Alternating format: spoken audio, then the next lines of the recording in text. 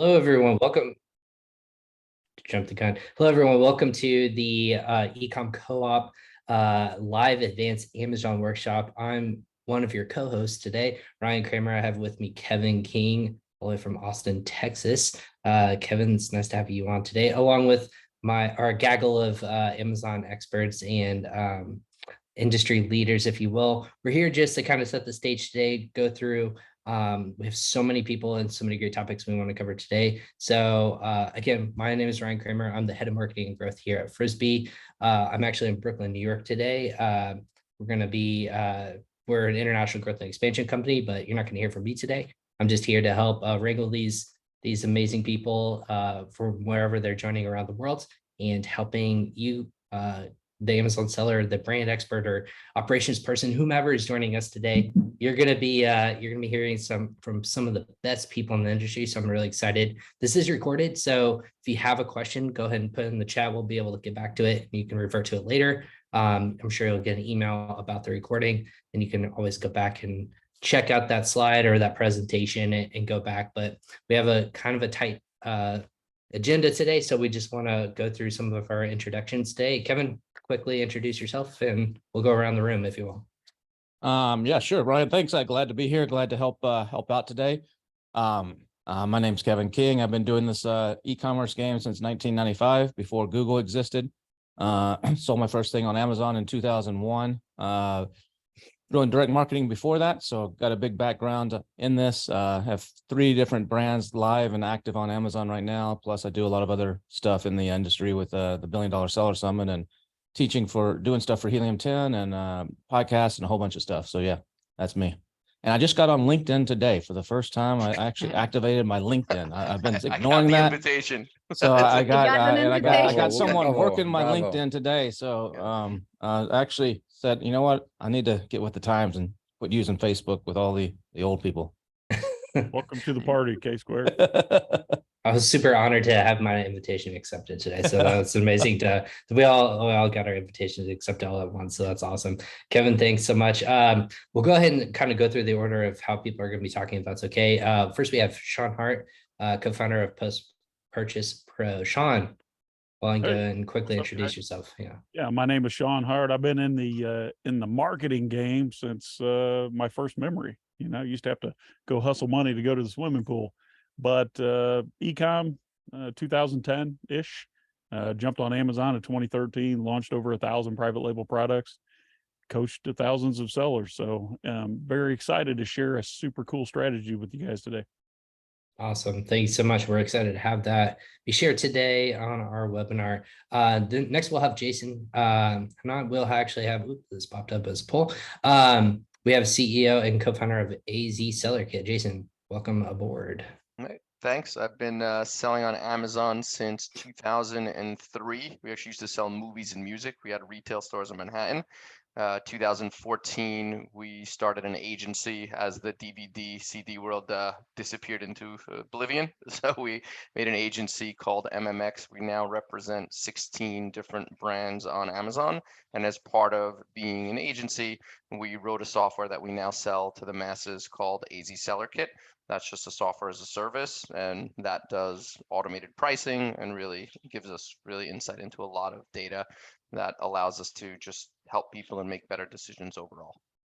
Awesome. Thanks, Jason. And then we'll do a quick special announcements for everyone else. We'll make those announcements for upcoming events, but then we'll hop over to Izabella Ritz, CEO of Ritz Momentum. Izabella, the beauty in this room full of beasts. Thank you for joining our webinar today. Thank you, Ryan, for introduction. Well, I went to elementary school when Kevin was doing e-commerce, so I had to keep up later when I came to United States in 2015 and started selling Amazon. Since 2019, I have my agency that helps people to find their product and launch on Amazon or in e-commerce and win the market before they spend the dime on inventory. I keep selling. We exited 3 brands in 2021. I have 4 children and trying to be always positive and have fun in life. So love that. Nice breakdown. Thanks, Izabella. Excited to hear your talks. As always, very popular. And like you said, you're always sharing great insights and tips as well as everyone else in this room. Another person going to be talking today, Scott Needham, CEO and founder of SmartScout, also Amazon seller, Scott Needham. Thanks for joining us today. Hi, thanks for having me. Happy to be here. I've been selling on Amazon for about 11 years, but it's really not been like, just selling focused. I've actually just been a software developer, improving operations. And then, 3 years ago, I built a tool to answer a question that we had as a seller. I'm at an agency is what are the brands that we want to work with? And that's what started as a SmartScout and has evolved into more of a competitor research platform that we work on and try to improve every day. And that's it. I love it. You're not selling it more. It's such an amazing tool. And again, I'm sure we'll talk more about the insights you guys are seeing in the space. But thanks for that. And then we'll wrap up today with the Executive Vice President at Taxually, Robert Mate. Robert, thanks for joining us today. Thank you for having me, Ryan. So my name is Robert Mate. I'm located in Budapest, and I'm one of the founding members at Taxually and the EVP of sales. I was, before we established Taxually, employed by KPMG. So I'm in this industry for 8.5 years. And my vision and our vision was to simplify VAT and taxes all around the world. So that's the reason why we established Taxually. We have like multiple API connections, and we help thousands of clients with their tax compliance in the EU. So that's me. Awesome. And then we'll wrap up the day with open end for questions. We'll answer those specifically, but let's go ahead, and we're ahead of schedule. So I'll go ahead and kick us off. Shawn, if you want to go ahead and share your screen with your presentation, we'll go ahead and get sharing today. Again, everyone, it's all about advanced tactics today that we're going to be talking about with Amazon, advanced dynamic pricing strategies, tax strategies, global expansion strategies, product sourcing, launching strategies. You're going to be hearing all these amazing topics today. If you have questions, go ahead and put them in the chat, and we'll be able to read them as people are either presenting, or they can go back to them and we'll answer at the end of the presentation. So Shawn, when you're ready, go ahead and kick us off.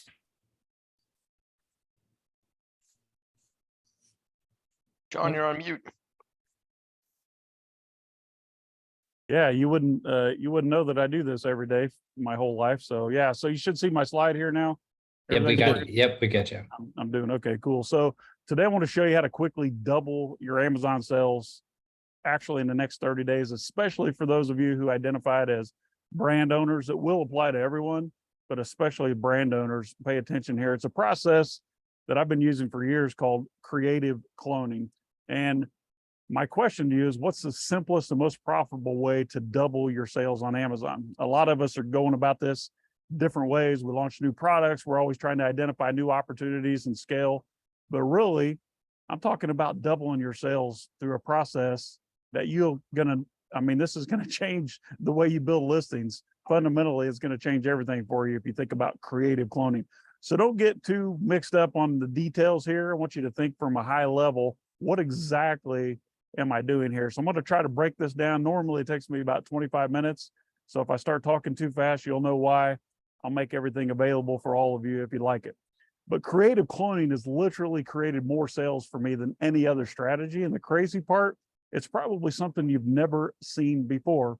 And it works 100% of the times we've applied it. In fact, my son, some of you already know, his name is Cash. He's 30 feet from me there in his office. He's 16 years old, and he literally doubled. Well, he did 2.5 times his revenue just yesterday by implementing this simple strategy on his product. Yes, 2.5 times in less than 24 hours. Yes, he has a small business, but it actually works every single time. And I've actually created 10x revenue using this exact same procedure over and over again since 2014. Just look at this quick chart here. It shows my month-over-month sales when I apply this, going from 35,000 to 12 months later, or 24 months later, to 1.5 million using this exact strategy. Now, don't sit there and think that your business is different. This is not going to work in your widget or your category. It works in any category. Here's an example. This is probably typical. You can relate to this, right? You do a bunch of product research to go find out what you want to what product you want to launch, or you're super smart and you go contact Izabella over at Ritz Momentum to find out which product to launch because she eliminates all the guesswork. But you find a manufacturer, you design beautiful packaging, you do all this extensive keyword research, and you build an amazing listing and things start selling, right? You've discovered, congratulations, an opportunity, and all your hard work's paying off. Because when the stars do align and you actually have the right product at the right time with the right listing, you make a lot of money, right? But here's where most sellers make a huge mistake. What do you do once you have a successful product on Amazon? You start over at the beginning, looking for another product to launch. And this is wrong. You're standing there hoping and praying that this might work out for you with your fingers crossed. And that's the wrong thing to do. What should you do instead? Simply rinse and repeat. Clone your already successful product. My son just yesterday said, Dad, he sells Bigfoot metal cutouts on Amazon. Okay. He just went to page 1 search results with a little bit of marketing. He says, Dad, I'm going to sell signs and bumper stickers and da da da da da. And I said, no, yesterday, don't do that, Cash. Focus on your already successful product and clone that success. And that's what I'm showing you today. So if you really want to create the most highly optimized listing on Amazon, where do you start? You start with your offer, right? That's your listing. Specifically what I call a mafia offer. But the problem is Amazon, unfortunately, has a lot of us confused because most of us sellers, we believe that just one single listing needs to serve all our customers. But let me ask you a question. If the folks at the Ecom Cooperative would have invited you today for a workshop for e-commerce sellers, would you be here right now? Well, maybe. But even if the rest of this was all the same, but it was positioned for e-com sellers, you would view this workshop probably not nearly as valuable for you, right? But making this workshop specifically for e-com sellers is too broad. It's not nearly as compelling to you as an Amazon seller. And this is the exact problem that most listings have on Amazon. What you're doing is you're trying to speak to everyone with the exact same language. So did you realize that as the brand owner, you can do what we call clone your listings and have a listing speak directly to one particular type of customer at a time? We call this creative cloning. When you apply this concept to your private label business, you're going to make more money because you would only need to present your offer, your listing, if you will, to those that are most likely to convert. And if you only target those most likely to convert, then you'll be able to charge more, increasing your conversions, spend a lot less money on advertising, and of course, make a lot more profit. But never, ever forget, and I think I've heard Kevin say this multiple times, right? You're not in business to make sales, you're in business to make profit. And Kevin, you can attest to this. Revenue is vanity, profit is sanity, right? Kevin is king, but so is cash. So let's look at Tylenol, for example. This is the easiest way for me to explain this. You can see here that Tylenol has been using creative cloning for a long, long time. What they're doing, my friend, is positioning their product to appeal to a different type of customer with their language and messaging. But their actual product is exactly the same. You see, with this, Tylenol gets to take up more shelf space, or in our terms, search term ranking on Amazon, and they get to better serve their customers by calling out specific customers with their positioning. Does this make sense? Like Tylenol could be for rapid release, it could be for headache, could be for muscle pain or backache. But if you walked into CVS or Walgreens or your local drugstore and you're looking for something, right, because you have a migraine headache, this product probably will appeal to you. It's Tylenol Ultra Relief Migraine Pain. But did you realize that Tylenol's product is exactly the same, whether it's marketed for a migraine or not? Tylenol simply cloned their already successful product and added to their store shelf space to capture more market share with unique packaging and product positioning. Uh-oh, creative. I have to get rid of that poll. Thank you. This is exactly what we do on Amazon. Look at the ingredients. There's only so many ways that you can say 500 milligrams of acetaminophen. These are exactly the same, but the products are differently positioned to appeal to a specific segment of the market. same product. Now, here's a real life example of how you could make 15 times more money by niching down on the same product. When I first discovered this trick back in 2014, it changed everything because we launched and sold a product called memory foam pillows. Now, if we were to sell a normal memory foam pillow without targeting any specific sub niche, then we would just be getting normal bed pillow prices. And how much do you think that is? 10, 15, $20? For us, it was $19.99. But when our pillow targeted a more specific buyer, we could suddenly increase that price. So we did, and the results were amazing. And then we continued on that niching down process and renamed the product to shredded memory foam pillow for stomach and back sleepers. Same pillow, different avatar, right? We know that a chronic snorer or side sleeper would perceive much more value in this product. So we were able to all of a sudden sell this for double, $39.99. We're already at 2 times the price, but we can do much better. Now imagine if you were suffering, God forbid, from a terrible neck or shoulder pain, and we offered you a hypoallergenic, bamboo-covered shredded memory foam pillow designed for shoulder and neck pain at $104. Would it be possible that you would consider paying that much? Yes, and they did, 5 times more. Now, you most likely would too, because we've spoken directly to your specific pain or your sub niche. So our product has a much higher perceived value versus a regular bed pillow and becomes your obvious choice. Are you sold yet? All right, well, check this out. Just for dramatic demonstration, let's say you just had surgery and your doctor instructed you to go out and buy a medical grade hypoallergenic adjustable shredded memory foam pillow designed for post-surgery support. You would eagerly fork over $180 to get that pillow, wouldn't you? Besides, the doctor ordered it. Simply changing who you're targeting with your product, no matter what you're selling, can dramatically impact what you can charge. This is literally a page out of my book, Private Label Millionaire Secrets, where we talk specifically about product positioning versus pricing. The idea is simple. You can leverage the experience that you already have from your existing successful Amazon listing to clone your success and grab more page 1 exposure. You can then command more traffic from Amazon buyers, capture more sales, and then repeat this process until you've dominated a category. I'm sorry, it looks like my camera just overheated, but I'm going to continue on. So you already know, or you should know, that you're only capturing a small percentage of the market for your product, right? Well, your competitors are getting the rest of that market share. And when you implement this strategy correctly, you can capture the lion's share of all sales for your category. And I've been doing this successfully since 2014. Now, although the idea here is easy to teach, it's very hard to learn. I've often tried to teach people this several times, and they say, you know what?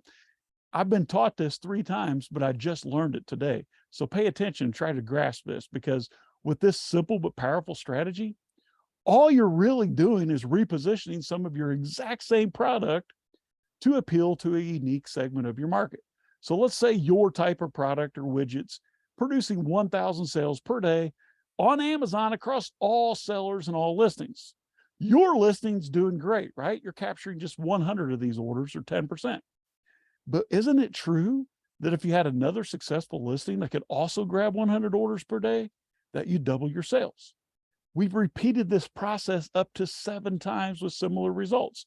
Those other competitive listings are grabbing those other 900 orders. Why not be you? You see, let's say that you're selling dog leashes and things are going well and your listing's ranked for dog leash. But what if your customer goes to Amazon and searches for a dog leash for her German Shepherd? Which one will she buy? This dog leash for $9.99, just generic? Or this dog leash that's obviously a good fit for a German Shepherd type of dog? She can just choose this leash, pay a little extra, 60% more, and rest assured this will work well with her particular pet. You can capture more shelf space just like Tylenol did with its positioning with a Yorkshire Terrier dog leash. You can do it for a collie, a pit bull, golden retriever, black lab. The sky is the limit. Get creative here. Large dogs, medium dogs, small dogs. You get the idea, right? The reason this works is because you can speak directly to one single customer at a time. This allows you to charge more, convert higher, rank better, make more profit, and take up more real estate. That is space on the page. For example, we had 8 of the listings on page 1 for our bamboo pillow. But when we launched our pillow business, we quickly got to about 30 grand per month. Maybe you can relate. But then our sales stalled out because this is what my business looked like. We sold one single listing with a bamboo pillow. Now, like you, I wanted to grow, so I tried all the common growth approaches. We tried spending more on ads, rebate campaigns. We tried split testing our copy and images, but I was stuck at about 30 grand per month. Have you ever felt like this? Well, here's what our pillow business looked like after creative cloning. After creative cloning, we were grabbing side sleepers, back sleepers, stomach sleepers, and then all of the sub niches and subcategories within that. That's how we went 10x. Now check out this listing of pizza cutters. I screenshotted this morning just to show you the difference here. Let's assume that these top 5 listings are getting all of the sales. Well, if you had listing product number 1 getting 53%, and product number 2 getting 31%, and product number 3 getting 11%, I'm not great at math, but I think that's about 95% of the sales. See, that's the problem. Each listing is going to get a small percentage or more of the overall sales for the category. It's like going fishing. Now, usually when I go fishing, the only thing I catch is a buzz, but what I've noticed is that the more poles and the more bait I have in the water, the more fish we tend to catch, right? Our sales went from 30K to 300K per month. We 10x'd our sales, and all we had to do was re-sticker some of the existing inventory with a new UPC barcode. Of course, we changed the images, the titles, the bullets, and description to speak more directly to the customers drawn to certain language patterns like side sleeper, stomach sleeper. This was easy because we used the exact same inventory. Remember I said double your business in the next 30 days using your existing inventory without adding any cost? We knew all of the best keywords that we could easily rank for, so we targeted the same keywords with those listings. This was all within the exact same brand.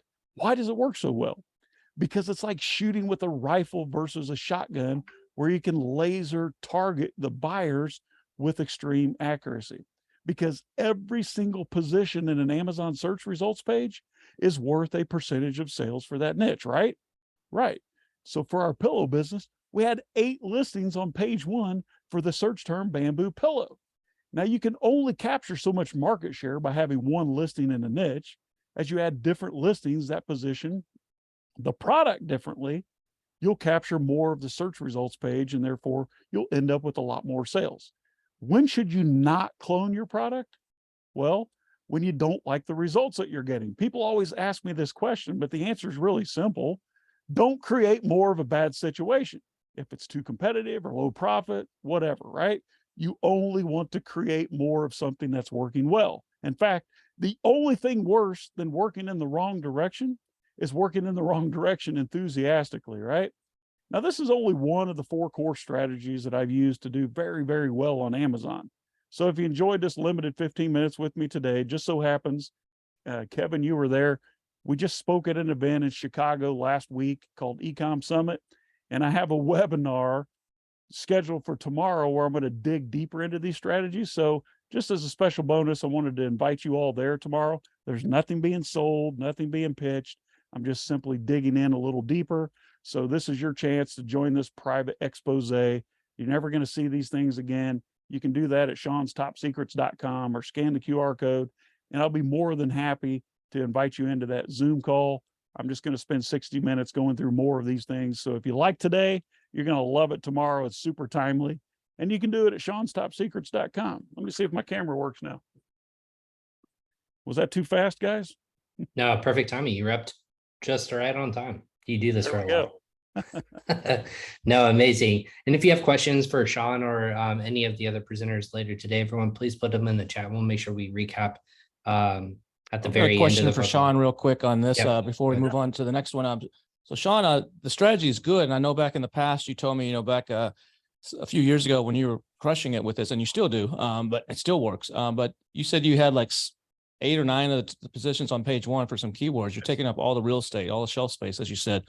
But what about the idea that sometimes you're actually spreading the love. So it depends on the product. You know, if there's only so much demand for a particular product, and some people want it for left-handed people, some want it for right-handed people, and you actually are splitting it up. You're splitting the sale. So maybe your top selling ASIN might do 200.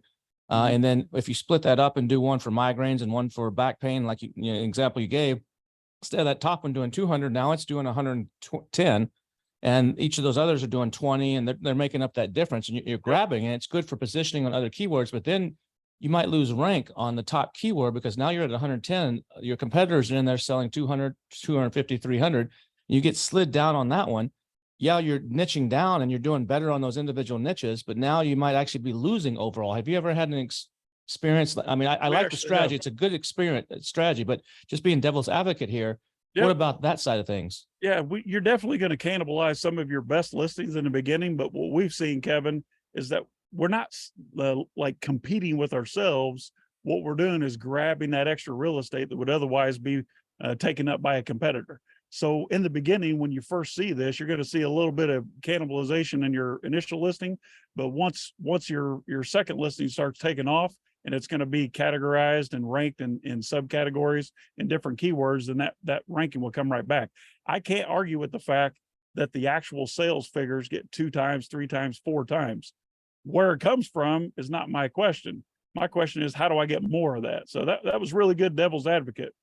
And that's the biggest pushback we get, buddy, is people say, well, am I competing with myself? Well, you are, but not necessarily. Well, no, big grocery stores do this all the time. They have that, or Heinz ketchup makes a lot of the house brand stuff. They compete with themselves. I mean, they're going after 2 different markets, just like on packaging. You do the same thing on packaging. An example I always like to give, kind of similar to yours, is baseball bats. If I'm looking for a baseball bat, are you left-handed or right-handed, Shawn? I could be any way you want me to be, buddy. So you if you say you're left-handed, most people out there are right-handed. If I'm going and looking for a baseball bat on Amazon, and I'm left-handed, and I see 100 different baseball bats, but only one of them is for left-handed people. I'm going to zero in on that left-handed one, even though it's the exact same damn bat. It doesn't matter if you're left-handed or right-handed when you get a baseball bat. Maybe you're kind of tied, different glove or something, but all practical purposes, it's the same. But you're going to buy that one, and you're going to stand out. It's also in packaging. And you can do the same thing with going after different. I've done this with different levels in the market where you're going after packaging. I mean, my buddy Norm, he has a perfect example. He talked about it on the AMPM podcast of a knife where they were selling this knife for something like $20. And they just went back and they added, I don't know, a sharpening stone or something. And they changed the packaging. This is beautiful freaking packaging, like an iPad box, iPad box. And they sold it for $129. Same damn knife. It's just, but they went after 2 segments of the market: the people that want the fancy, they're the chefs who want to pay it or as a gift, and then the people that just want it cheap, even though it's basically the same product, a couple of extra dollars, cost of goods sold, and made a killing. So there's lots of ways. This is a really good strategy. So those of you paying attention, think about this and how you can implement this. And what Shawn's talking about here is very legit. Norm's the best at it. He showed me the same strategy, Kevin, with a boar head or a boar's hair brush, and I was blown away. So we started talking about creative cloning. And remember, if you're selling 100 units in your hero listing and the second listing selling 50 units, even if those 50 units get cannibalized from your initial listing, remember, we're demanding a higher price because as a left-handed batter, that bat appeals to you. So we're able to charge a premium dollar amount for that. We did it with a pizza cutter just as a demonstration. So I created a marine grade stainless steel pizza cutter. Well, if you're like me, if you spend any time on a boat, anytime you put marine grade, the price goes up substantially. We were able to get 3 times the price out of the exact same pizza cutter just by calling it marine grade stainless steel. It's the same product. All stainless steel is marine grade, right? So just try this before you become devil's advocate. Just figure out, oh, actually, I have a place for you to download a to-do list. I'll throw that in the chat box. I created an SOP step-by-step for you guys to go and figure out exactly how to implement this. Thank you so much. Awesome. Thanks so much, Shawn. And then, and thanks for the question, Kevin, as always. Great points there. While we're kind of wrapping up, we have Jason from AZSellerKit. Why don't you go throw up your presentation on your screen and let's go ahead and get rocking. do this presentation while thinking of all the different things that I want to clone now in my catalog. This is part of We're all what's taking going- notes on the side. right, I part of know. what's going through my mind now as we speak. Jason, if you could just put your mouth closer to the mic, you're coming off a Sure. little short. Yeah, go ahead. Sure. So I'm going to be talking about Amazon, the pricing puzzle on Amazon. Pricing is not a simple thing on Amazon, so it's all us about cracking the code. Brief background, I spoke about it a little bit before. I used to own retail stores in Manhattan, and it's just important because I really see e-commerce through the retail lens, which is really what it is. We have an agency that manages 16 brands, and we built out a tool called AZSellerKit, which does automated pricing for over 500,000 SKUs. And that gives me the ability to speak to a lot of sellers and get a lot of insight into how they treat pricing. And we've learned a lot over the years, so I want to share some of those tips and tricks with you today. So I'm actually part of a group called the $1 Million Sellers Club. It's MDS for short. And this was an actual post that someone put in the group really like a few weeks ago, which really was kind of fit right into what I wanted to talk to you about today, which is they had a variation listing, and I won't read the whole thing, but the idea was that she had two items. One was a medium and one was an extra large. The extra large was a higher retail price of $39.95, started converting better. And for whatever reason, Amazon replaced that in search. So now that is selling basically 25% of her original sales, but Amazon starts displaying that in search, which basically kills the sales on her item and her ranking starts to plummet. So I'm giving you this example so that you can understand that Amazon's what they choose to display when you have a variation listing, which most of us have at this point, a lot of variations on our listings. So if you're not tracking what they're showing and using that as a tool to bring people in the door, it's something that you're going to suffer with. So I'm going to give you an example here of just, keyword back brace. This is what the organic search results look like for back braces. So if you look here, what this company is doing is they're putting this back brace at $27.99, and you'll see they're cheaper than most of the other back braces on the market. They're the #1 organic listing, and this is #1. They have their sponsored up at $27.99, which means they're advertising specifically this size, and their organic search is matching, and they're actually #1 for that as well. So, but when you dive into the listing, this basically is their landing page, or what I like to call their retail store. So they used that price to draw the buyer into their store. And when you get to the store, now look at the prices on their items in the store. The large and the extra large is at $27.99, is what you saw.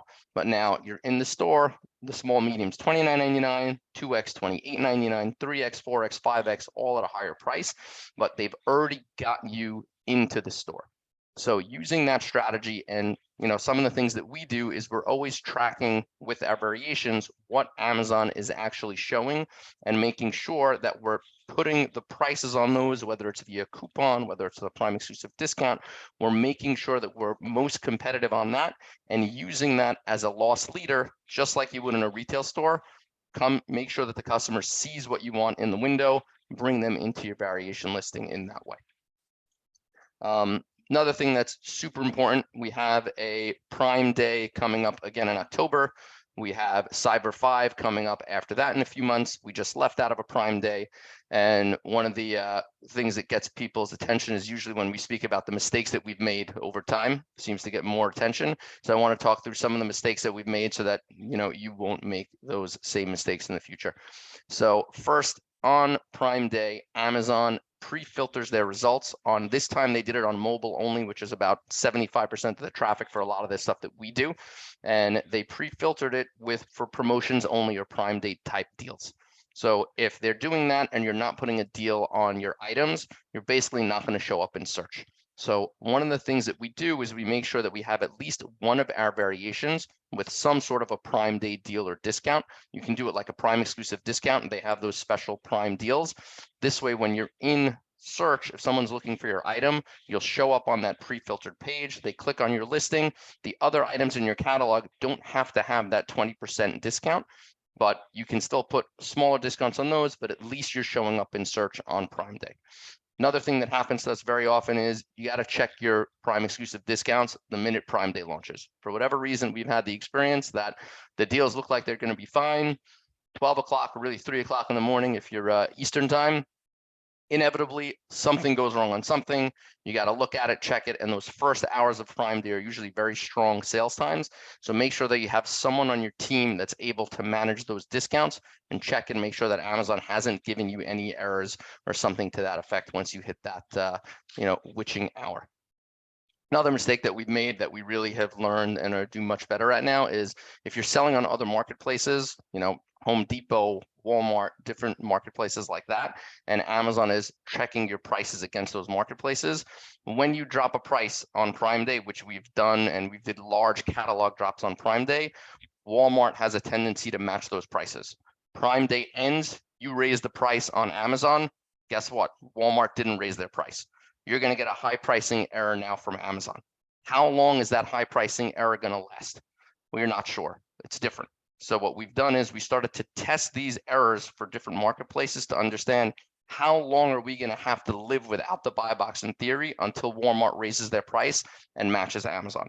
In some cases, it's taken up to 30 days for Amazon to actually give you the buy box. You have to open cases, do things, but the more important thing is if you do this before Prime Day on an item that's less important, you can get a feel for how long it's going to take.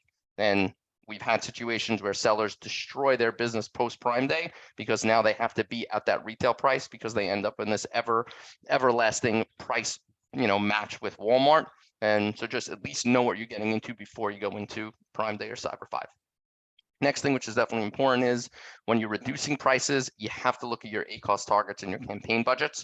Very often, especially on Prime Day, Amazon will, I think this year they did up to 100% if you didn't actually click off and say 25% more for your budget, but they'll just allow the budget to run.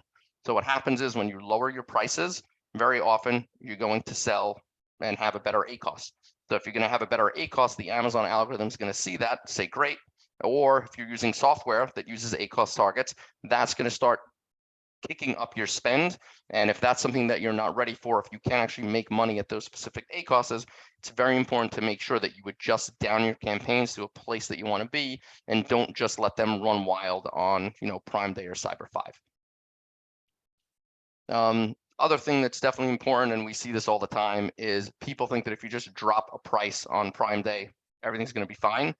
So if you're not looking at your sessions going into Prime Day, then you're really missing the biggest piece of the puzzle, is that if they didn't see it before Prime Day and you have no sessions, just by reducing the price, it's not really going to help you. So you really have to make sure if you have no sessions on items or very low sessions, you need to drop the price, and you're going to need PPC to get people to actually see this thing. It's like having a product in the back of the store. If it's not on the shelf, it doesn't matter what you price it, it's actually not on the shelf. Make sure that you're actually looking at those sessions to see if there's any visibility on your items. Next thing, which are just mistakes that people make all the time, is you have to keep an eye on the items that are moving into long-term storage. So if it's going to be in long-term storage in the next 30 to 60 days, these Prime Day options are a great time to try and move through inventory. If you wait until you're already in long-term storage, you're getting killed. When you're in the Q4, it's about 4 times the storage fee. So if you're going to be in October and you have an opportunity to move through some inventory, make sure that you take that opportunity, look into the future, see what's going to have a long-term storage fee, and take that opportunity to, have a deal on Prime Day. The last thing that we've, made a mistake with and learned from is if you're launching something around Prime Day, you want to make sure that you get as high of a retail price as you can in order to get a nice strike through from Amazon. So usually if we're launching an item and we know the regular price is going to be $19.99, we will use some influencer groups that we have to buy some product, or you can just sort of wait to have, someone actually buy some of these things at a higher price. We've seen that with only 2 sales, Amazon will make that a reference price. Sometimes it's even 1. So if you can start off an item and you start it off at a super high price, $29.99, $34.99, whatever that is, get someone to buy a couple units, You'll get that slash through, then you make your deal, and that's going to have a tremendous impact, especially on, I mean, something you can use all year round, but especially on Prime Day or Cyber 5, where people are shopping deals. That item that's going to show up at $19.99 with a slash through from $29.99 is going to look so much better than just $19.99 with a 20% discount that you drop from there, or something to that effect. So these are just little tricks that you can use to try and, you know, make the customer attracted to your items through price. You know, one other thing that we want to talk about is, you know, we sell an automated pricing software that's moving pricing around all the time. So it's always asked, like, how do you measure success or failure of these strategies when you're moving pricing around dynamically? So one thing that we always preach is looking at your parent net profit is more important than looking at your overall margin, right? If you can be in a position where you're selling 100 units a day and you're making a 20% margin, that's way better than selling 20 units a day and making a 25% margin. You have to find that sweet spot with your pricing where you're really making the most profit dollars. And if you're looking at your profit on a SKU level, a lot of the time the ad spends, especially when you're using different softwares, if the ad spend is going to one particular variation, that's going to skew the way you look at your overall profitability. So you really have to make sure that you're looking at the parent listing as a whole, and not just the you know, individual SKUs or just the margin on one of the SKUs. Next thing that we're really doing when we're moving pricing around is you want to track the direction of your top keywords. Depending on your bandwidth, we have a lot of items in our catalog, so we're usually tracking the top 3 to 5 keywords.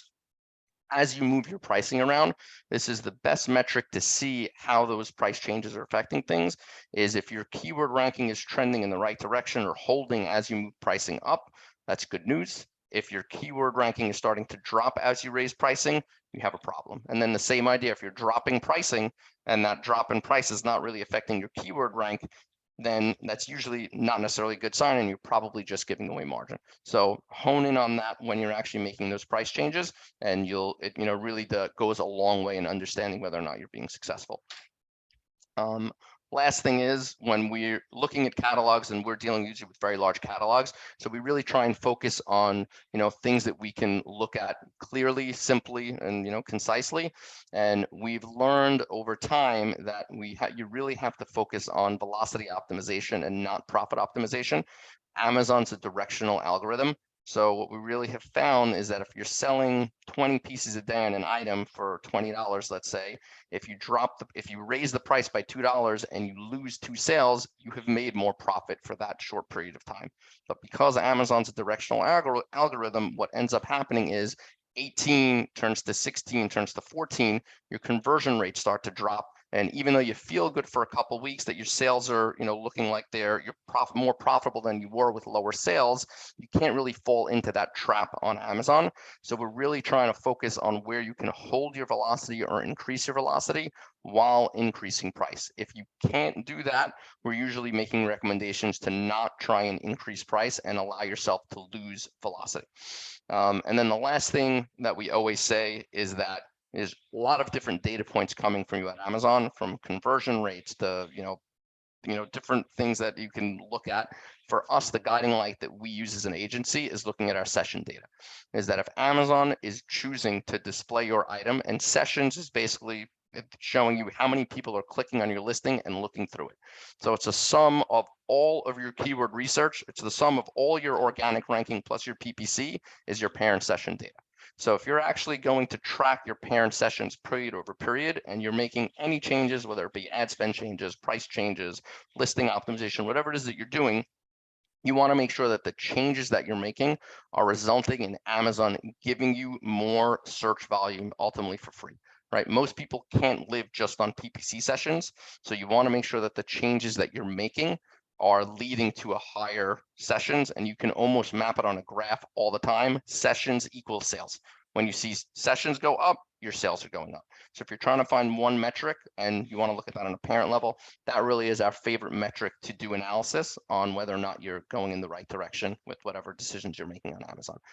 And the you know, last piece is, you know, any questions you can always ask us. You can go to AZSellerKit.com and you know, find us, see the things that we do, we automate a lot of these processes, but you don't necessarily need a software to do, these things and move pricing around. But as you have bigger catalogs, sometimes automation can help. So that's it for me. Thanks. Jason, good job. I have a real quick question for you on that. This last Prime Day, there was a lot of controversy around people raising their prices before Prime Day and then discounting them back up to make it look like it's an artificial discount. And there was people that had stuff in their cart and they were noticing like, why I put this in my cart, 2 weeks before Prime Day to buy it on Prime Day, and the price actually went up, not down. A lot of monkeying around and playing around with stuff. What's your take on that? So believe it or not, Amazon actually has really done a much better job at this Prime Day than they did the Prime Day before. The monkeying around the Prime Day before was at like a fever pitch.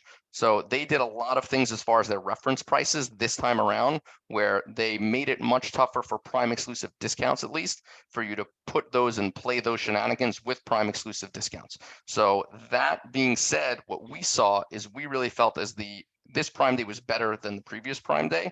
And my estimation, and a lot of other people in a lot of the groups that we're in, is that it was better because Amazon actually limited the shenanigans that they had to people that were doing it without these Prime exclusive discounts and just were playing the regular games without those discounts. So the customer experience was actually better this time than it was before. People are still going to do that stuff, but the more Amazon limits it, actually the better it is for the customer, which actually makes all of the deals overall look much better and gives a lift to the entire Prime Day when Amazon limits those kinds of shenanigans. Yes, I know some people raise their price. I actually did this like in 2016, 2017. I had a makeup mirror, and during Cyber 5, it normally sold for $24.95. I put it to $29.95, and then I put a $5 clippable coupon on it when those first, whatever year that was, those first came out. It was 2017, whenever those first came out.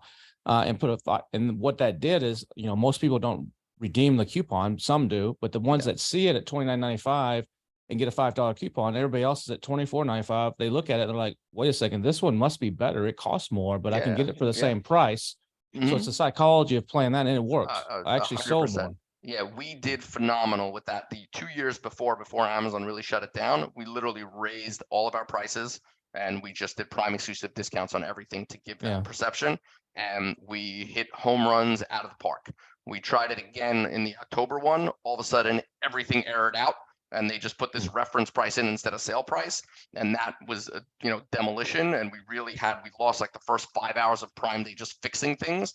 And then this last Prime Day, they actually cut all the deals before and kind of didn't allow you to do that with Prime exclusive discounts. You can still do it with coupons and things like that, but the custom, because of what they do in search, is if you have just a straight coupon, you're not getting to that deals page. So they really made Amazon about Prime exclusive deals, and if you have a deal, you can't play those games anymore. So you have to figure out a way to rope them in and do that on the other variations in your listing, which is really what we did, is to one item, make that the loss leader, and then put coupons on the other listings, raise the prices on the other variations, and do that within the variation. But you got to get them to the page. So if you get them to the page, get them into the store, you can play the games on the other, the other items that are in your store, so to say. Cool. Great points. Thanks so much, Jason. Obviously, great insights with data. And obviously, if you have questions, anyone, and you didn't get answered, go and throw that in the chat. But I just wanted to take a quick moment and kind of like interrupt our web flow, get everyone stretching a little bit. And it's so nice to have webinars. It's good to see people through screens. But how about seeing people face to face, maybe perhaps at an event or at a show or at an event one of these people on these screens is putting on? It's always great to meet other sellers, other vendors, and kind of throw ideas around, get businesses even started at shows in person. I've heard people say, hey, we launched a brand because we met at an event. Here today to talk with us is one of those people who are putting on a really cool event that's actually happening here next week. And that's Joe Monroe of Prosper Show. Joe, how did you get in here? Thank you, Ryan. I appreciate it. I don't know. I just found my way in. I snuck in through the back door. I don't know. Somebody let me in. Well, I appreciate you guys letting me on, though. Well, yeah, absolutely. You had an announcement, or you wanted to share some insights with the first ever announced Prosper Show Plus with the new look, revamp logo, but specifically for NYC. Tell us a little bit about it. Yep, of course. For those of you who don't know me, I'm Joe Marone, head up partner relations, exhibitor sponsorship at Prosper Show. We're super excited to announce that Prosper Show is expanding its reach to hold its first ever regional one-day event, which we are calling Prosper Plus. And for those who may not be familiar, Prosper Show is an annual conference and expo, as Ryan said, that takes place every year in March out in Las Vegas. We decided to deliver a piece of our annual event to the East Coast audience to give more opportunities for everyone to experience Prosper Show across the country. So Prosper Plus will be the first of many regional events that we hope to launch. Really the aim with Prosper Plus is to help grow the community of e-commerce professionals, industry experts, established marketplace sellers, etc. Create a safe space where everyone feels comfortable to share ideas and make connections, of course. This program that we're launching with Prosper Plus is intended to be more interactive. So it's more about the peer-to-peer sharing versus the traditional presentation approach. So we hope you can come out and join us for the day. The event is happening next Wednesday, August 16th at the Javits Center in New York City. Although we are at the Javits, this will be a smaller gathering of people featuring a variety of networking activities. We have roundtable discussions. We're going to be serving lunch and, of course, cocktail hour reception at the end of the day.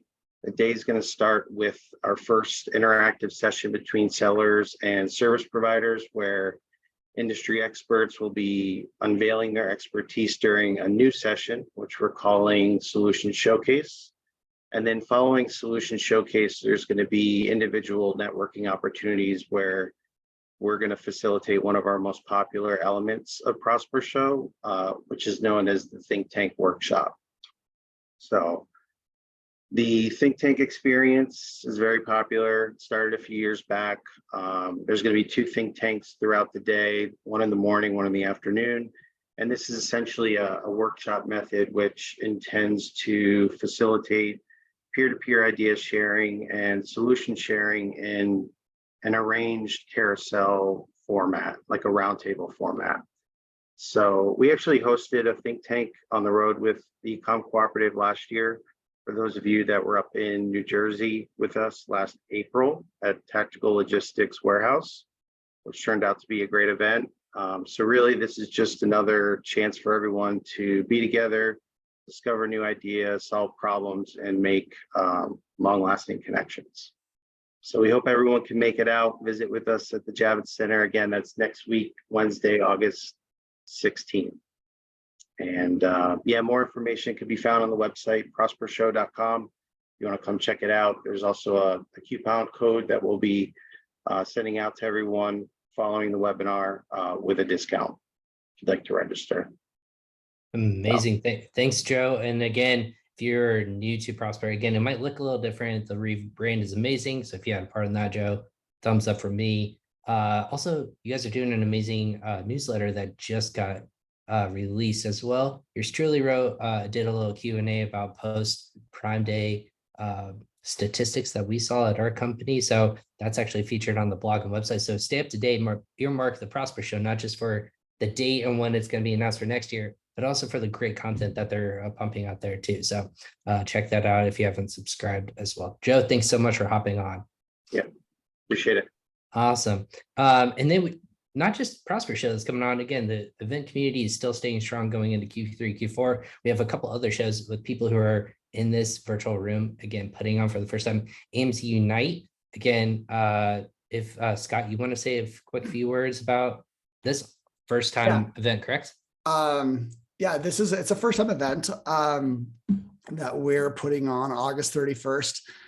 I have been to every Prosper show that they've put on, even when the first one that was in Salt Lake City, and it's been kind of a game changer to our Amazon businesses. And so I've always appreciated every type of conference, meeting with other sellers and what that means. We decided, I was with a few other resellers, like very large resellers, wholesale specific, sellers, and we didn't feel like there was a lot of events serving that audience, and so we put together one, and we feel so far that there was a need for that, and we're real excited. Everything's coming together pretty well, and that's just outside of New York. It's actually in Newark, New Jersey, August 31st. I'm really excited. I know I'm going to learn a lot. So if you fit in that bucket, I think you might find it very interesting. So it's kind of a niche show. And yeah, thank you. Awesome. And if you have a link or a discount, Scott, go ahead and throw that in the I have a chat link, as well. and I'll do you one better. You could use the coupon code GATITA50 and you can get $50 off.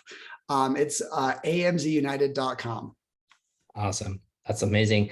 And speaking of high level events, I know Kevin King, you also had an event, $1 Billion Seller Summit that just finished up in San Juan, Puerto Rico, if my memory serves me correctly, but you announced your next location for the upcoming one. Do you want to quickly self-promote that one as well? Sure. I've got actually two coming up. I have one in October. It's an in-person event called the $1 Billion Exit Summit.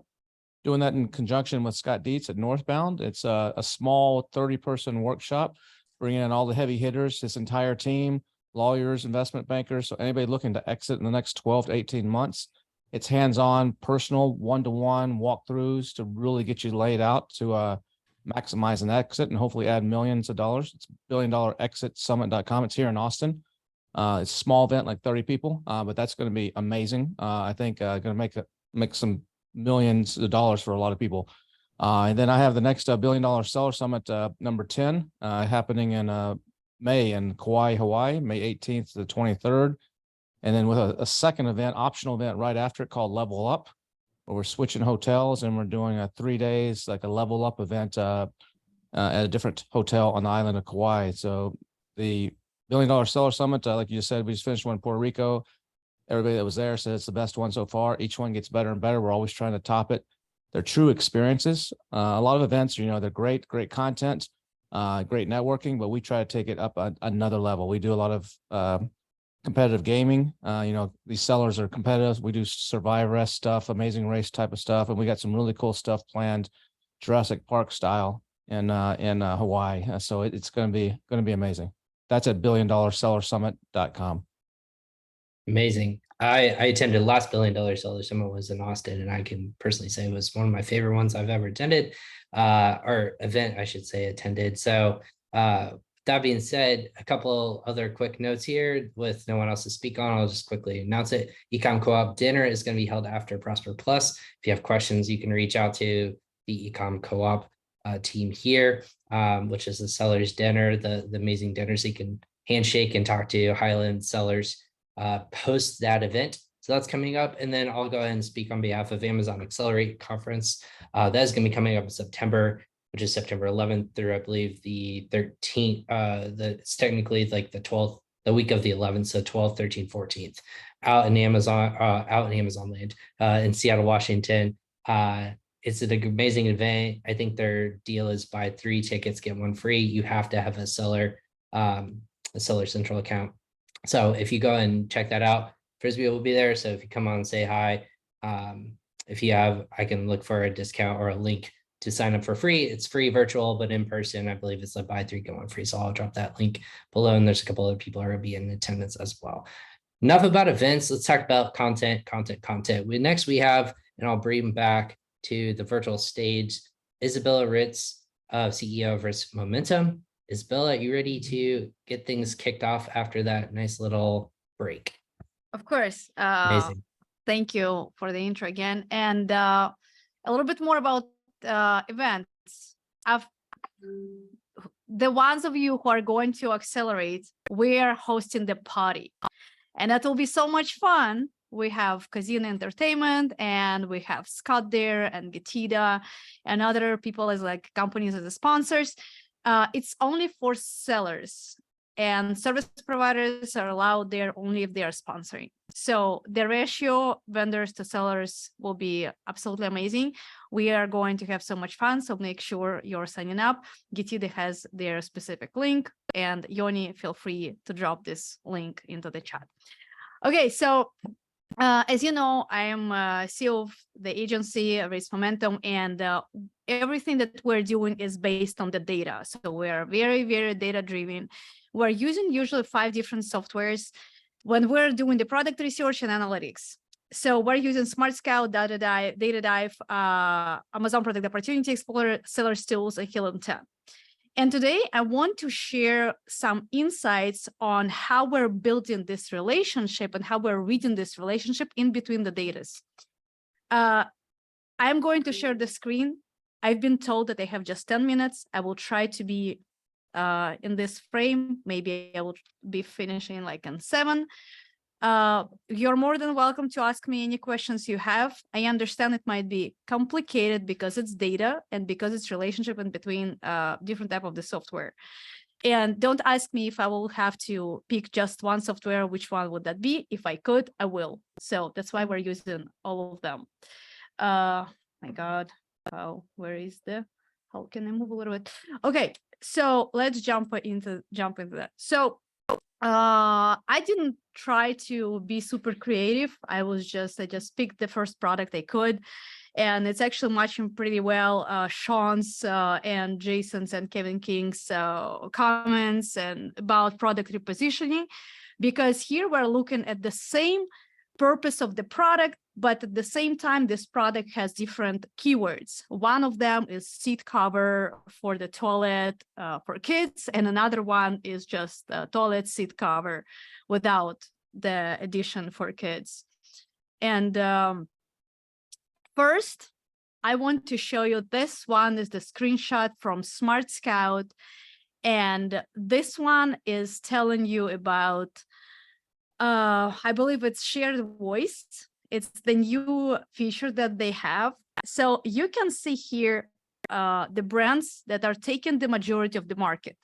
And when I was looking at this chart, I was thinking, okay, so every single brand has different type of the products. And when I was analyzing this specific product to show you which brand is taking the majority of the market, you have to make sure when you're looking at this chart, you are looking at the brand presence. It doesn't mean the brand number 1 that is having 17.3% is taking the majority of the market for this specific product. It means this brand, out of all of those that are listed here, taking the majority of the market in the niche that most of them are here. And Scott, tell me if I'm wrong, but I think not really. So then we are moving to the next one, and I will explain you how those software are related to each other and how they are communicating here. So here we're at Amazon Product Opportunity Explorer, and I am checking exactly the same keyword, and everything I see is just 3 different brands that Amazon is displaying. And everything I want to see here is, for number 1, I want to see the search volume. I want to see the growth. I want to see how many products are in the top, like top clickable ones, to make a decision at the end if I want to sell this product or I don't want to sell this product. Of course, it's not the product that I want to invite everyone to sell. It's just the example for the analysis.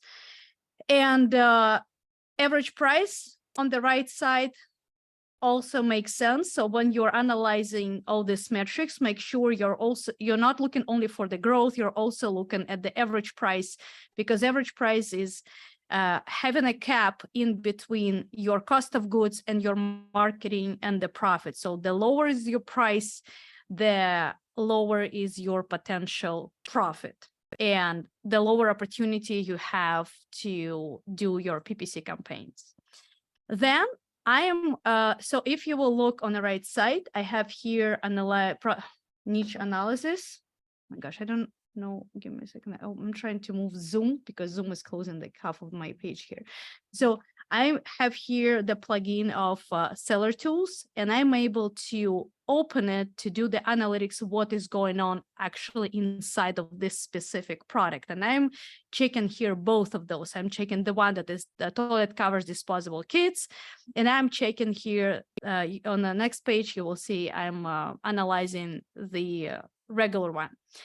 So, and we can see here like some red flags such as niche is saturated, and we can see it right here that 5 total brands have 75% niche market saturation. So we have to be aware about it.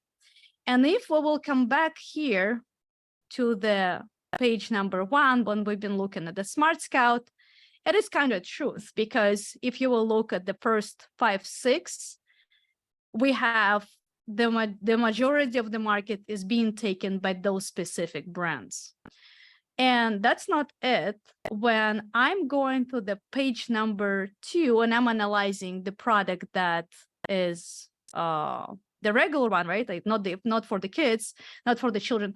I see here not just the potential higher profit if I will be launching this product. I also can see that this, if you can see like on the right corner, it's not zoomed in, I have lower saturation, which is 48%. So just 48% over here, I have 75% of the market is being taken and saturated in this specific niche. And I probably even have to have less budget when I'm launching this product on Amazon. And this is based on just one software. So you don't have to believe everything you can see here on one screen. You have to make sure you're communicating in between different softwares when you're making the decision. So then we have to take a look at the insights in Amazon Product Opportunity Explorer. And what I noticed, a lot of people are really ignoring those metrics, but they are extremely important. So you have to take a look for how long the brand is an average staying in the specific niche.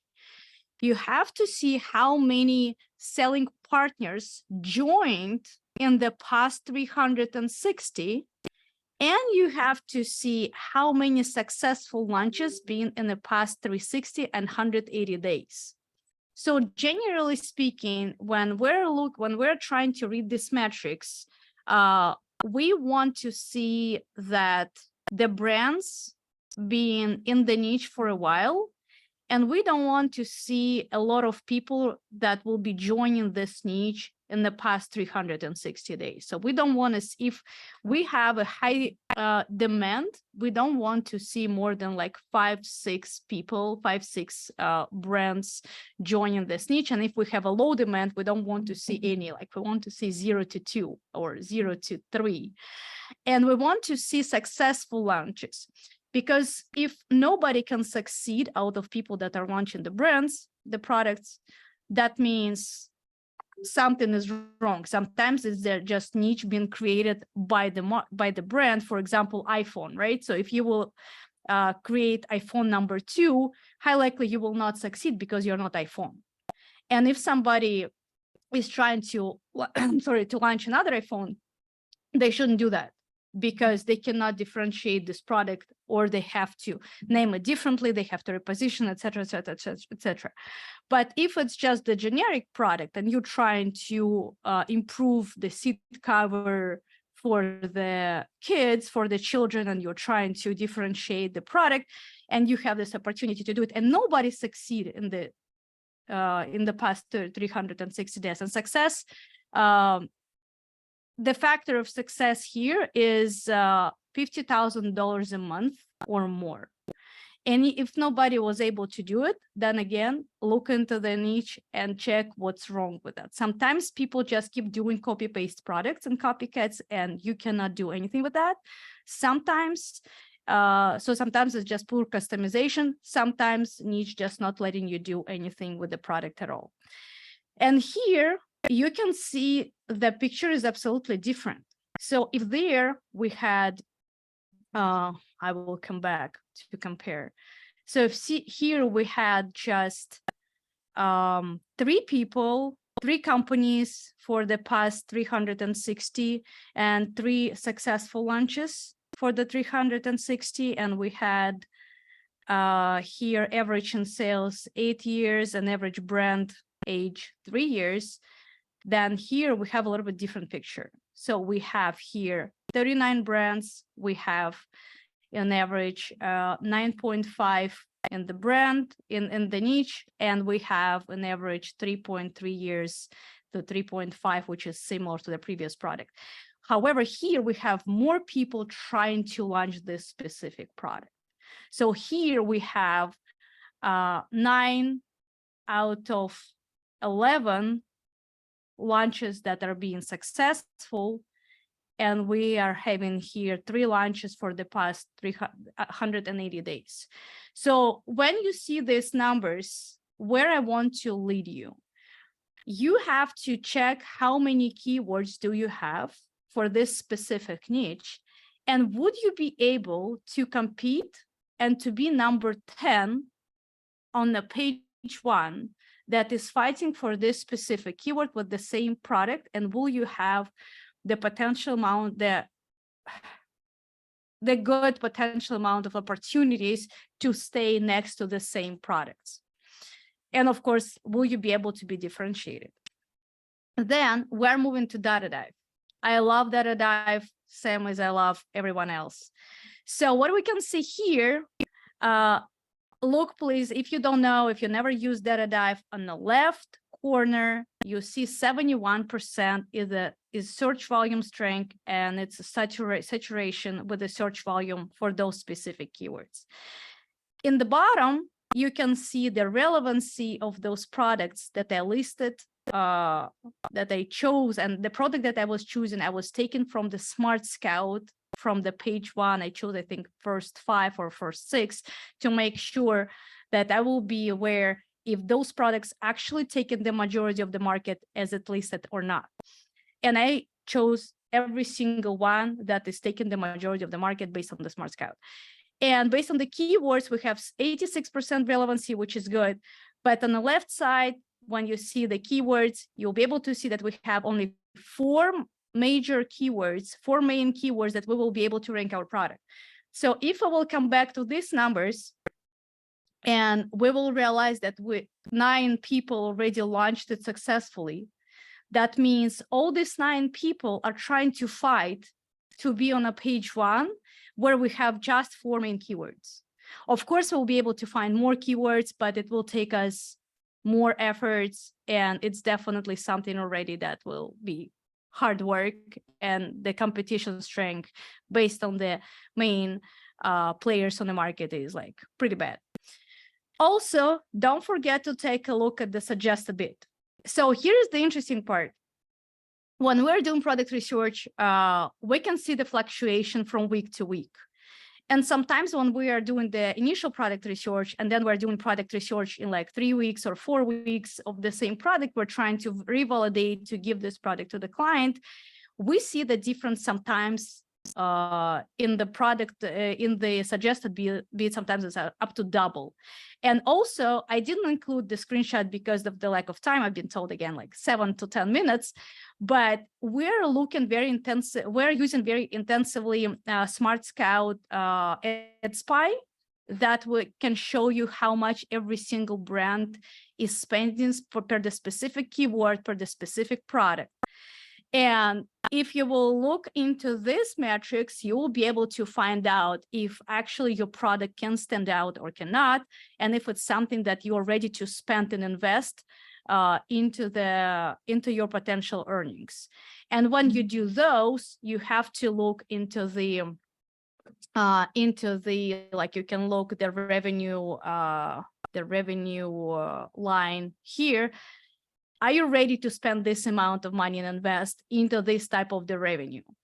So you have to ask yourself those questions, and you have to calculate the amount they're spending and the amount they're making and where is the profit. And you have to take a look at the cost of goods. SmartScout has very good calculator, and Data Dive has great calculator as well. So you can use both.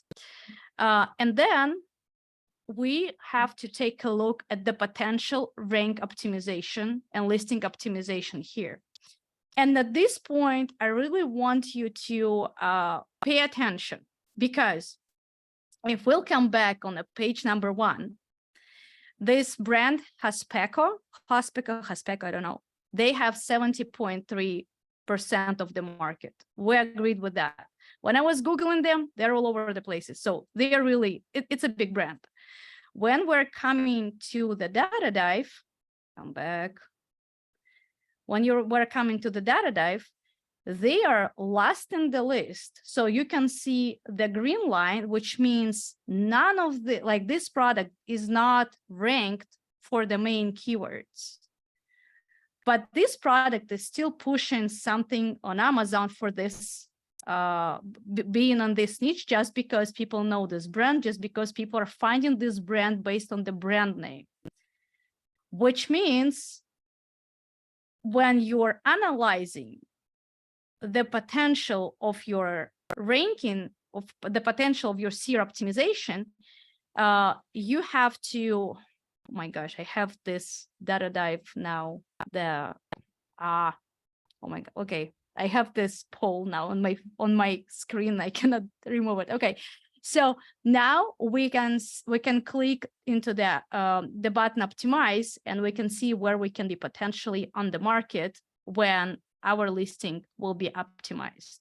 And as you can see, the number 1 is one of the brands that been listed by SmartScout. I think it was number 2 or number 3.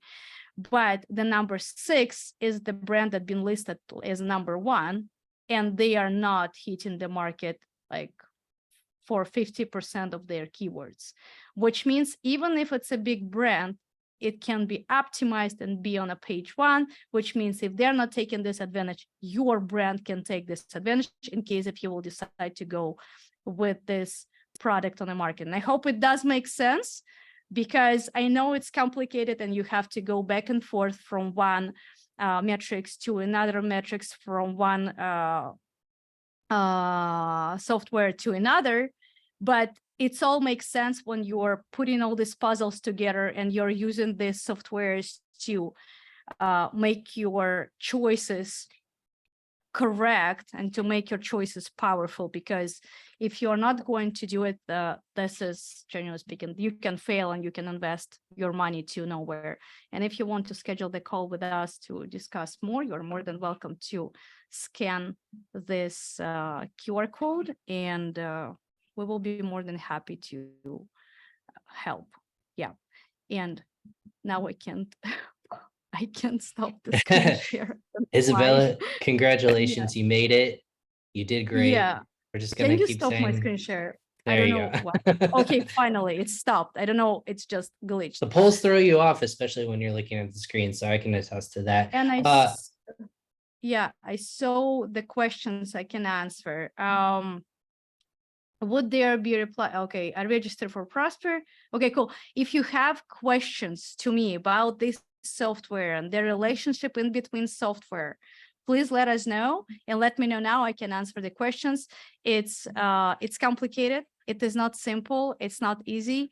But when you read these numbers properly, it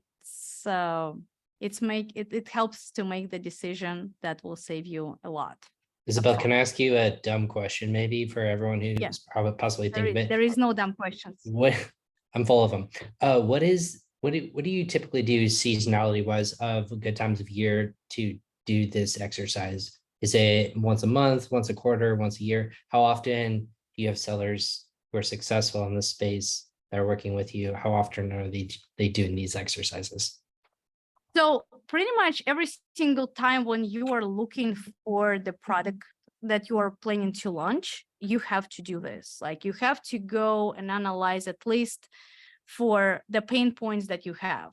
If you feel that you will be struggling and you will have to fight against the big brands, you have to see where they're at on the market and will you be able to take some place on the market with the keywords.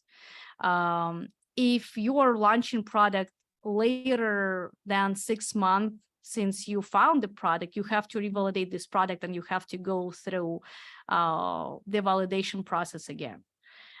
If you are not checking, like, again, your PPC campaign and you don't understand what is going on, again, SmartScout and Data Dive, they're your friends there. Do it immediately. So just don't rely on your personal opinion. I am the nerd with the software and with the keywords and everything. So I'm trying to always, like, once a week, check in what is going on, especially if something is wrong. If everything is fine and okay, just don't do it. But if you feel that something is off, this is the right way to go about it. Well, Scott didn't tell anything, so I hope I didn't mess up with his software. Well, Izabella, you're using, a lot of people only use 1 or 2 tools. You just went through like 5 of them right there. What's the advantage? A lot of people they either can't afford that or it's just too much. What are you seeing by combining all these tools? How much of an advantage is that giving you, and actually understanding how each of these individual tools work, because they don't all work in the same way, and layering those on top of each other? Yeah, that's why I was showing like how you can build this relationship in between, because you can look in one metrics, like, for example, in SmartScout, I can see like, okay, this brand is taking the majority of the market. That means I cannot go into this market at all. But then I'm reading the Data Dive, and Data Dive shows me that this brand is not, with this specific product, they're not even ranked. So, and in this case, yes, we have to have the software, and for some people, like, it's a lot of money to pay for all of those. But on the back end, you are not really wasting your money. You're not losing money because you've been warned that the direction you should go, like, you're just reading the metrics on time, and the software is there. It's like everyone have access to the data. Amazon is providing you API, you're welcome. But what to do with this data is pretty much on you. It's pretty much on the software, and it's on you how you're going to interpret this software, and it's on you how you're going to apply it to the products and to your process. Make sense? Would you say that it's difficult to actually succeed on Amazon, other than maybe the lucky few, if you're not good at analyzing data? Well, of course, if you are not the king, you can succeed on Amazon. But if you at least can handshake the king, then yeah, it is possible. Like, Amazon has plenty of opportunities as long as you can read data and you're not gambling. So we could gamble in 2015, and it was so easy. Right now, it is not the gamble game. It's really the data game. You have to read it. I agree with you. Would you have to say you have to get smart with the data, Izabella? Is that a good segue into our next guest? You have to be dumb with data. Data is for dumb people, you know? Like, you don't have to be smart at all. I'm saying that was a good segue into Scott, and I like that would be you got to get smart with the data, hence SmartScout. So I think that would be a good segue into him speaking next. Would you agree? Yeah. Sure.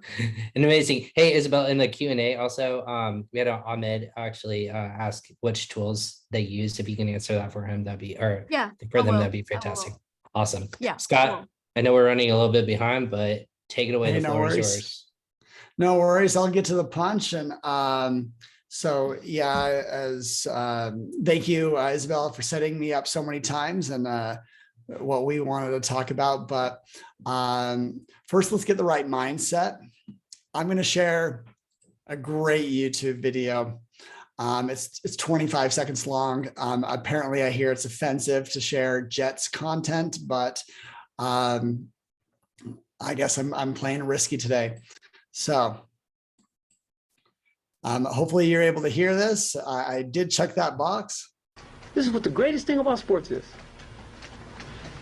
You play to win the game. Hello? You play to win the game. You don't play to just play it. That's the great thing about sports. You play to win. And I don't care if you don't have any wins. You go play to win. When you start telling me it doesn't matter, then retire. Get out. Because it matters. All right, who can resonate with that? You could replace what he says about 100%. You can replace what he says about sports with, e-commerce, Amazon, we're here to win. And I'm going to guess that a lot of us in this room, this virtual room in 2020 and 2021, just like felt like Amazon is just like ginormous. What a huge opportunity. E-commerce did really well. And sometimes people felt like that maybe there was a backslide in 2022. Well, the numbers show that's not exactly the case. So let's, if we just look at, the best way to see is just the Q4 revenue that Amazon does. And you can see every single year that it gets bigger. 2022 is bigger than 21. And like when we thought like, how great it was selling on Amazon in those years, it actually is a bigger opportunity now in spite of what anyone else thinks. And it was just this last week that Amazon came and they announced another quarter and they beat expectations. They're growing into 2023. So hopefully that gets you riled up. You're excited and you know that you're here to win. And Amazon Wallet is one marketplace. It is actually a collection of 40,000 different markets. Izabella was showing, she dived deep into a few of them, but there are so many markets and that every product can live in. Again, so many customers are using Amazon to price, to price match, or even just in their discovery phase. So then, how beneficial is it to get to that top spot? This is a breakdown from Kobe Almond, and where he showed the click share across the top 10 products on a search result. And to me, this actually reinforces the idea that like the winner can start to take it all. They get so many of the clicks. If you're number 9, you get 3% of the clicks. If you're number 1, you get 20% of the clicks. That's like a significant more amount of eyeballs. And to drive it home for profitability, this quote is very interesting. It applies to, many parts of business, but as your market share increases, a business is likely to have higher profit margin and a decline in marketing costs as a percentage of sales. So as your market share grows, the amount that you have to pay in advertising or PPC goes down per unit. That's true of any market. If you have all the shelf space, you don't have to advertise as much because you become the option. So the winners really keep on winning. And that's not to say that it's not a dynamic marketplace, but it's kind of what happens if you get there. Now the costs, they keep going up. So you have to stay sharp. And in the beginning of this year was noticing an uptick in average PPC spend on sponsored products. So I'm going to talk to you about a solution that I've been working on for years that help you escape, the dark and kind of have a clear picture of what's going on and actually what winning means. I think that's probably one of the main reasons why, what inspires me is like, we don't always know what like the finish line looks like on Amazon.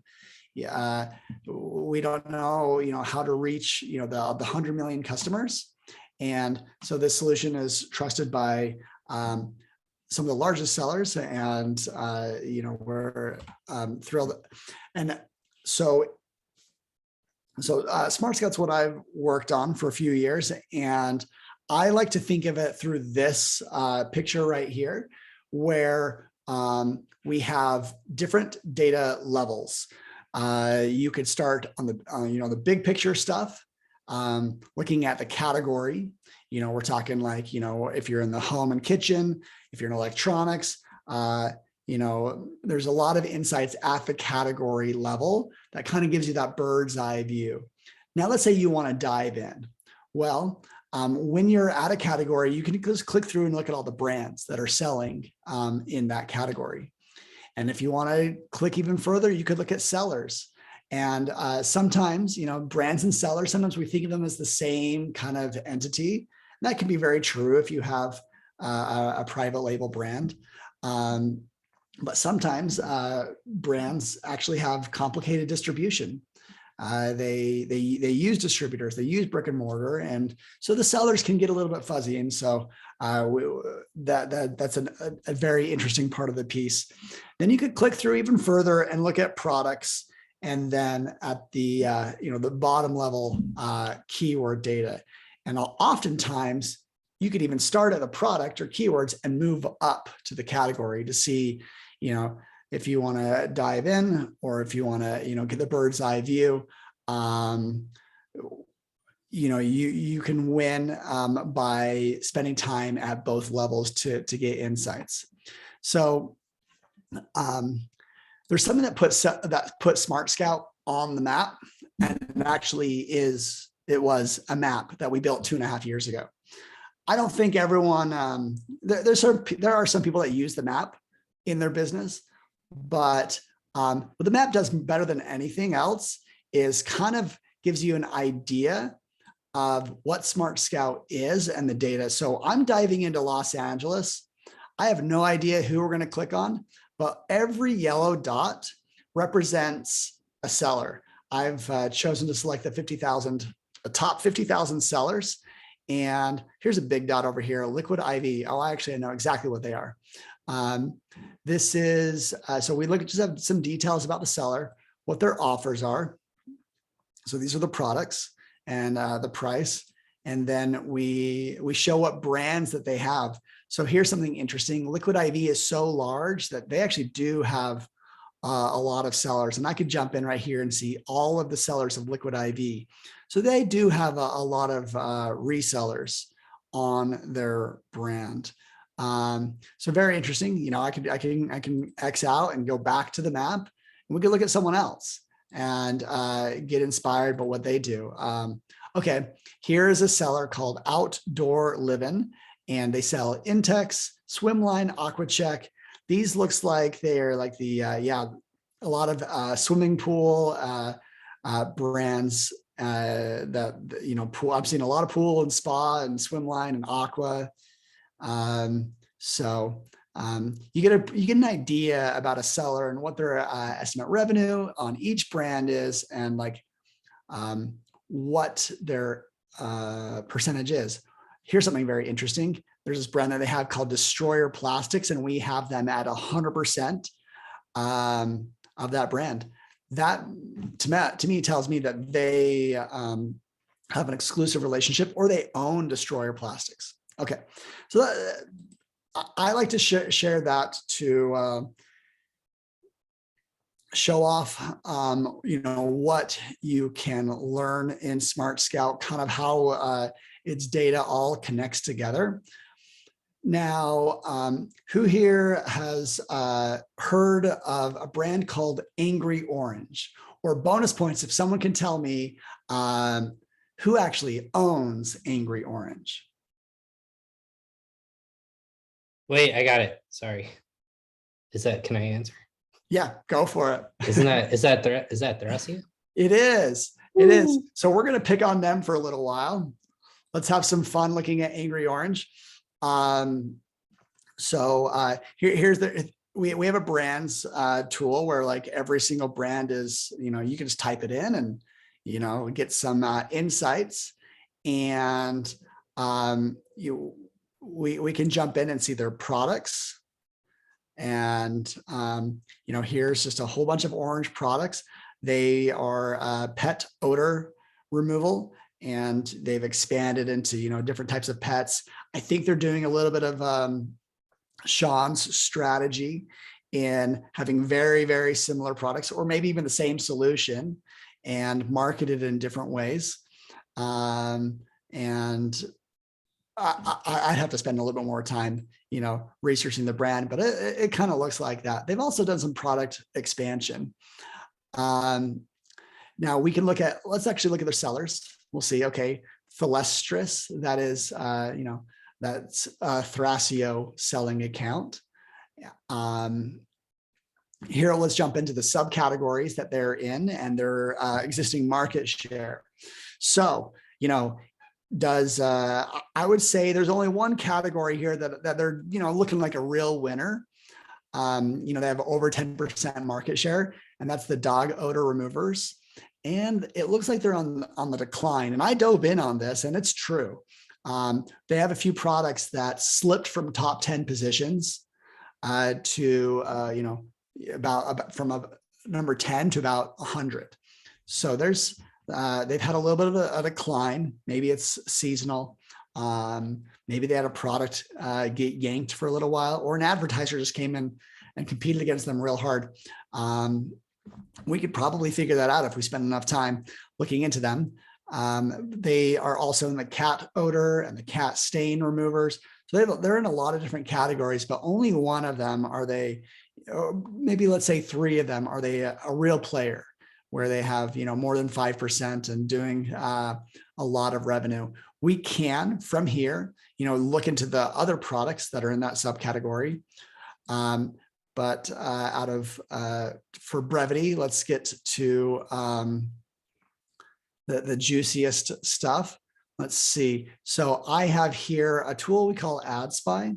Izabella mentioned it, and this is where we look at, we don't look at every advertising spot on Amazon. I wish we, could, and maybe we will build that out, but we're looking at a few specific spots to understand their advertising strategy. We have keywords and their estimate search volume. This estimated CPC is actually from Amazon's API. And then we have win rates. So are they defending, their product really well? So we have sponsored the number 1 spot. Then we have the top group, which is the top 4 spots, and sponsored brand and sponsored video.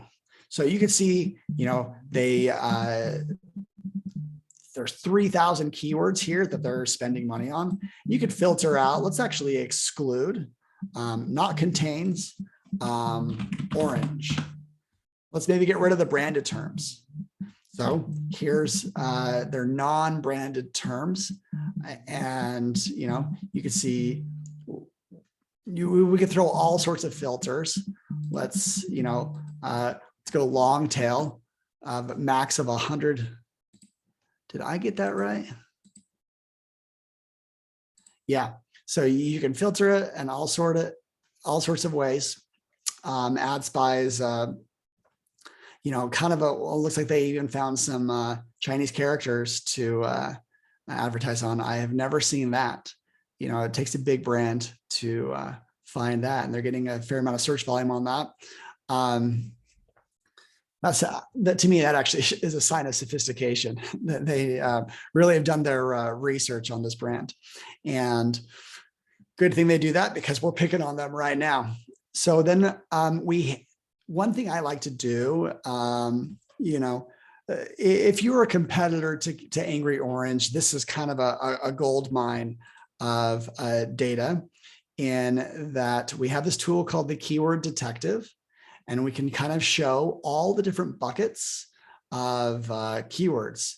Let's, we could do this at the product level, or we could also do it at the brand level.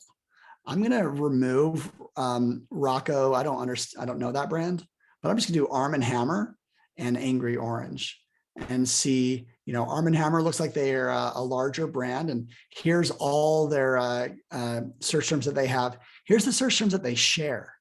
If I click on this, I'm going to see all the search terms that they share and their ranking on each one of them. Then, but if I want to be, say I'm Arm & Hammer, and I want to find out what's unique to Angry Orange, I'm going to come in here and find, oh, these are the unique keywords that I am not ranking on, but Angry Orange is. So this is a very quick way to do some just straight up competitor research. And we started at kind of the brand and category level, and we've gone down to the weeds into this, and ultimately it's to serve a specific goal of knowing what it means to actually win. You have to win at the keyword level, you have to win at the product level, and that ultimately leads to winning at the category level. So we are having a lot of fun building out insights. Soon I'm going to try and market this where we have a report that generates for any brand. It's a generated report that puts you head to head against a competitor. How are you doing in each of the categories, and what is your trend? Maybe these brands are both down because spring cleaning is over. Maybe there's some seasonality to it. So we've probably built about 20 tools, and I've showed off a handful of them, and opened to any suggestions as we continue to build a larger platform. But I wish if we had a few hours, we could probably create a very detailed report that we give back to Thrasio on how they should be performing their brand better. But we just did an initial dive into them, and thanks everyone. And looks like we do have a few users of SmartScout and a few first-time hearers. And there we go. Any questions, feel free to reach out. Amazing. Thanks, Scott. And again, data, can't go wrong with that. I love the brand analytics. I love the seller map feature. It's always really cool to see where people are located in a non-creepy way. Just to see where again, I think Amazon statistic came out that every state is represented now on Amazon. So there's a seller in every state, which is really cool. And obviously growing internationally as well. I know we're kind of wrapping up on time, unless Kevin, you have a quick question. I figure we can hand it over to Robert to take us home with everything that he has to say about taxes and VAT. Thank you, Ryan. Just please confirm if you can see my screen. Yep, go ahead. Perfect. So today I want to talk about VAT and taxes in the EU. I am not the one who can help you how to earn more money from your sales, but I am the one who can help you to save money on penalties and late submissions and etc. from the VAT point of view. So a little introduction about Taxually. In Taxually, we have 8,500 active customers currently, and last year we managed 20,000 VAT registrations, and we filed 200,000 VAT reports. Thanks to the API connections what we have to Amazon and other marketplaces, we are able to serve this volume of customers easily. And thanks to our platform, we have like the really simple and smooth VAT handling. What I bring today like two examples for the VAT registrations. One is for the smaller sellers who are just trying to expand to the EU and they want to try the market, they want to try some products. And then I have an example where we will talk about more experienced, more established sellers. So what is the VAT registration and when do I need to register for the VAT? That's the first question. VAT is value-added tax, and the VAT registration is for me the green light if I'm expanding to the EU and I would like to use an FBA warehouse. The reason why I have here these 7 countries is because these are the main Amazon FBA countries. So the VAT registration is needed in every single country when I want to store goods in FBA or in 3PL warehouses. How long does it take to get the VAT number? That's a really good question. The most difficult one currently is United Kingdom.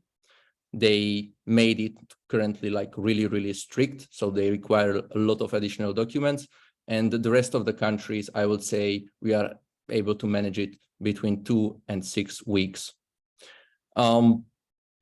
So here I have the examples. Like if we are talking about smaller sellers and they are asking, what are the countries, jurisdictions where I have, where to expand if they are looking to expand to the EU. So based on my experience and based on the market, I always recommend to start with UK and Germany.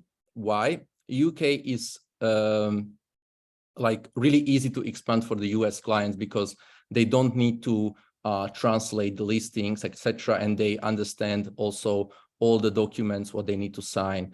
And also like they are able to target a large number of customers within the UK, and they are able to ship also on the EFN model outside from the UK to Europe. And another one is Germany. Why Germany? Because Germany is the biggest market in the EU.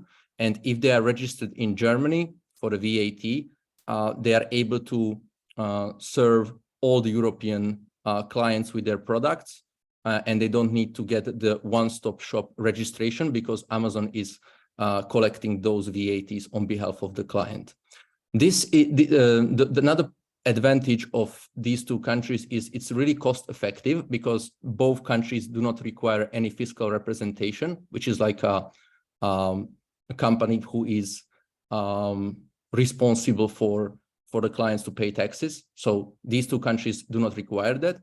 In the UK, they have the clients have postponed import VAT, which is that if they are importing goods from outside of the EU, they don't need to pay in upfront the import VAT and then get back the amount, but it's working based on the reverse charge. So basically you just need to report it and then you are you are done. So the disadvantages of these two countries are the following. So you have like higher FBA fees because Amazon works on a little bit different model if we are talking about FBA. So if you have more VAT registrations, they are reducing for the FBA fees for you. It can be like a really huge difference depending on the size and the weight of the product. But I saw like even like €1 per shipment, it can be like a difference if you are registered in more countries. Another disadvantage is the brand visibility. So you will be only in these two jurisdictions, even if you are able to sell from Germany to another countries, but you will be not listed in the marketplace. For example, in Poland. Germany, they don't have a postponed VAT on imports. So if you are importing to Germany, then it can a little bit affect your cash flow because you need to pay the import VAT with the customs duties. And then you need to request, reclaim the VAT back. That can take up to 2 months. There is another disadvantage for the Germany, which is the EPR, but we are also happy to help in that service as well. That's the extended producer responsibility. So when you are selling to Germany, then you need to report to the German government all the waste what you are producing by your goods. Here I have the model for the established larger businesses. So if they want to expand, we recommend to launch 7 countries. And why? Because the brand visibility will be much, much higher. Then they will be able to store more goods in the EU. So they will have a larger inventory in the EU. They will have lower costs for the FBAs that I already mentioned.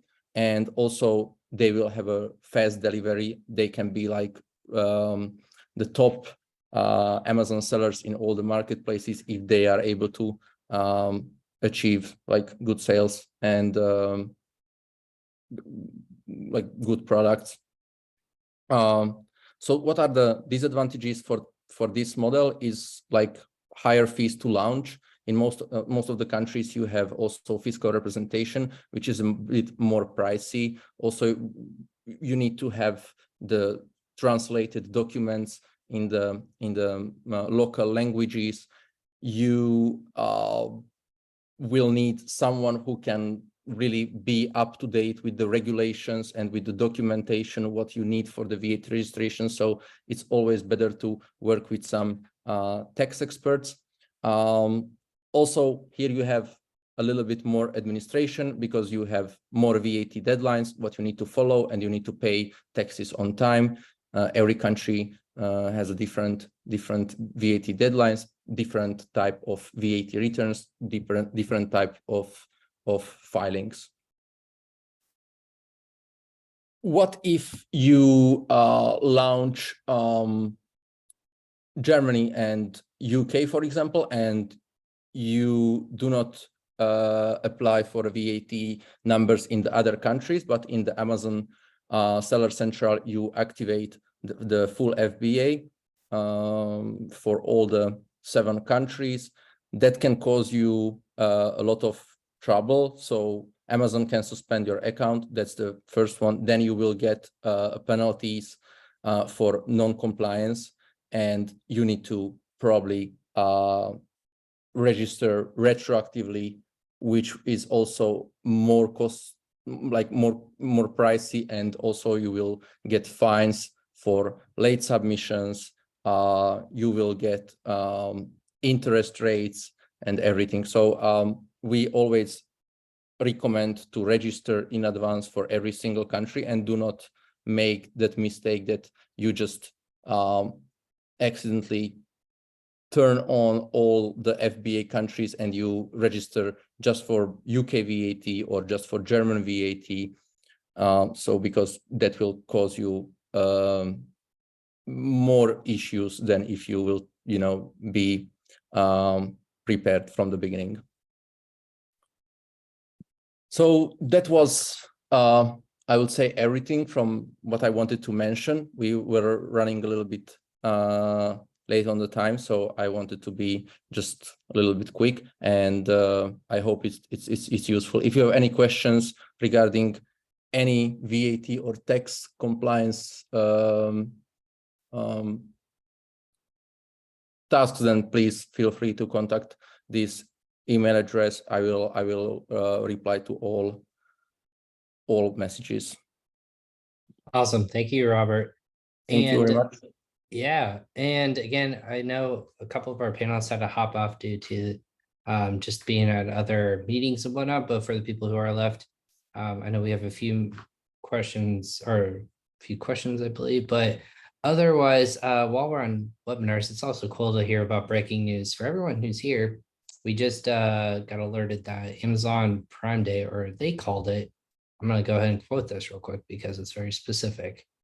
It's Amazon Prime. Oh my gosh. Amazon Prime Day in October is happening. So if you didn't see that earlier, the head of international marketplaces and marketplaces in general, his name is Doug. He is a great follow on LinkedIn. If you follow him, he just announced that Prime Day is happening again in October. So Prime Day number 2 coming your way. So prepare your brands accordingly. I know, Jason, you talked about Prime Day and those learnings. Let's apply them quickly to the next Prime Day as well. So if anyone has questions, I'm going to look through the list real quick. See, I don't think we have anyone that came in. Any other questions or thoughts or concerns or comments from our panelists today about that or anything else? No, good stuff today. Awesome. And I know we had a pretty strong crowd for the most time, so I appreciate everyone who hopped on and listened. Again, the recording will be emailed to people. So if you happen to need to go back to hear specific comments or a presentation, you can definitely go to that and then check out the comments before you log off today about emails, contact information, or you can just reach out to us all individually. We're all available, and I think everyone will get back to you pretty quickly as well. But other than that, great having everyone here. Thanks for spending some time on a Tuesday here in August with us. We appreciate your time, everyone, and we'll see you guys at the next webinar or live event. Thank Take you. care.